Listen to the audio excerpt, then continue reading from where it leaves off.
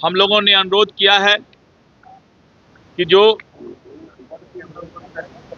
मतदान है वो 1 से 2 फेज में 2 फेज तक में करवा लिया जाए।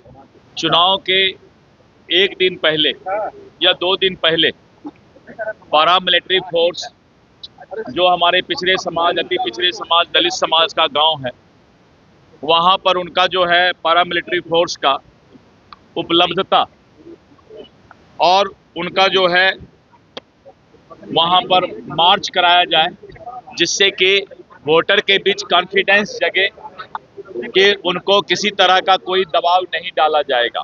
इसलिए चुनाव आयोग ने स्पष्ट तौर पे सभी राजनीतिक दल से अनुरोध किया है कि आप फॉर्म 17C जरूर ले लें, प्रिजाइडिंग अफसर से साइन करवा करके, जिससे कि किसी तरह का बाद में आरोप प्रत्यारोप या ईवीएम पर संशय की स्थिति नहीं हो।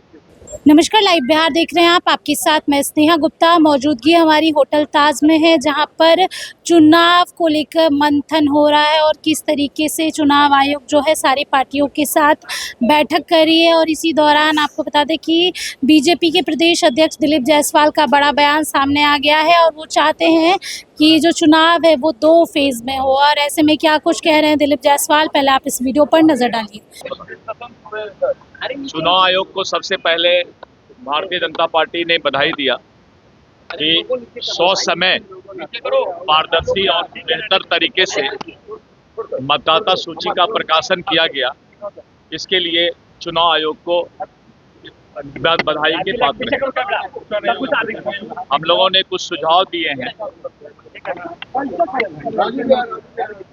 कि जो बिहार में चुनाव हो रहा है, चुनाव के 1 दिन पहले या 2 दिन पहले पैरामिलिट्री फोर्स जो हमारे पिछड़े समाज, अति पिछड़े समाज, दलित समाज का गांव है, वहां पर उनका जो है पैरामिलिट्री फोर्स का उपलब्धता और उनका जो है वहां पर मार्च कराया जाए, जिससे कि वोटर के बीच कॉन्फिडेंस जगे कि उनको किसी तरह का कोई दबाव नहीं डाला जाएगा। इसके साथ साथ हम लोगों ने जो दियारा क्षेत्र है, टाल क्षेत्र है, नदी के और बांध के अंदर जो लोग गांव सब है, वहां पर घुड़सवार की व्यवस्था की जाए, क्योंकि वहां पर बूथ लूटने की ज्यादा संभावना बनती है। विगत चुनाव में कुछ शिकायत मिला था कि वोटर पर्ची जो है सही समय पर मतदाता को नहीं पहुंच पाया। हम लोगों ने चुनाव आयोग से अनुरोध किया है कि वोटर पर्ची समय पर मतदाता को पहुंचाया जाए, लेकिन उसको पहचान का आधार नहीं बनाया जाए। इसके साथ साथ एसएमएस के माध्यम से और वेबकास्टिंग के माध्यम से जो है 1 दिन और 2 दिन पहले मतदाता को अलर्ट किया जाए कि आपके क्षेत्र में कल या परसों चुनाव होने वाला है। और इसके साथ साथ सीसीटीवी कैमरा से भी जो है उसका पूरा जो है देखने का काम, मॉनिटरिंग करने का काम किया जाए। और इसके साथ साथ हम लोगों ने अनुरोध किया है कि जो मतदान है वो 1 से 2 फेज में 2 फेज तक में करवा लिया जाए, क्योंकि ज़्यादा फेज होने से इस पर जो है मतदाता को भी और जो हमारे उम्मीदवार होते हैं उनका भी खर्च भी बढ़ता है और सारा चीज़ इंस्टीट्यूशन जो है इससे बाधित भी होता है। इसीलिए बहुत लंबा चुनाव का प्रोसेस नहीं किया जाए। और हम लोगों ने कहा है कि जो भी महिलाएं या पुरुष वोट डालने जाते हैं, विशेष करके महिलाएं, उनको जो है पूरा सुरक्षा प्रदान किया जाए। और जो पर्दानशीन औरतें हैं उनका भी महिलाओं के द्वारा वोटर कार्ड के माध्यम से चेहरे का मिलान जरूर कराया जाए, जिससे क्या कि जेन्युइन वोटर को वोट डालने का अधिकार मिल सके।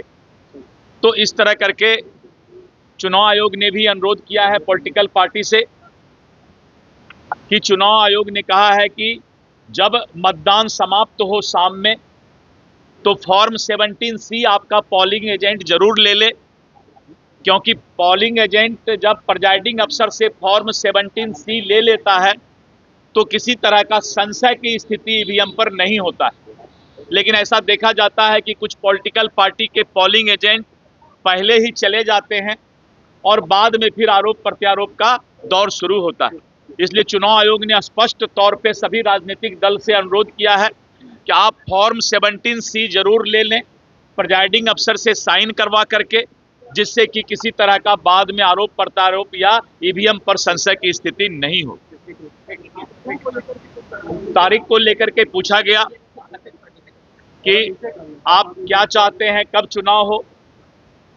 हम लोगों ने कहा है कि आप चुनाव के घोषणा के 28 दिन के बाद ही चुनाव करा सकते हैं। तो 28 दिन जिस दिन पूरा हो उसके बाद तुरंत चुनाव कराया जाए, चुनाव कराने में देर नहीं किया जाए, जितना जल्द हो। नियम के तहत जैसे आपका समय पूरा होता है 3 या 4 नवंबर को, तो 3 या 4 नवंबर के बाद तुरंत चुनाव का जो है चुनाव कराने का डेट घोषित किया जाए। तो सुना आपने क्या कुछ कहा, उन्होंने सीधे तौर पे कह रहे हैं कि हमने मांग की है कि 2 फेज में ये चुनाव हो ताकि कोई दिक्कत ना हो, और ऐसे में सबकी नज़र बनी रहेगी कि आखिरकार क्या कुछ होता है। आप बने रहिए हमारे साथ, तब तक के लिए बहुत बहुत शुक्रिया।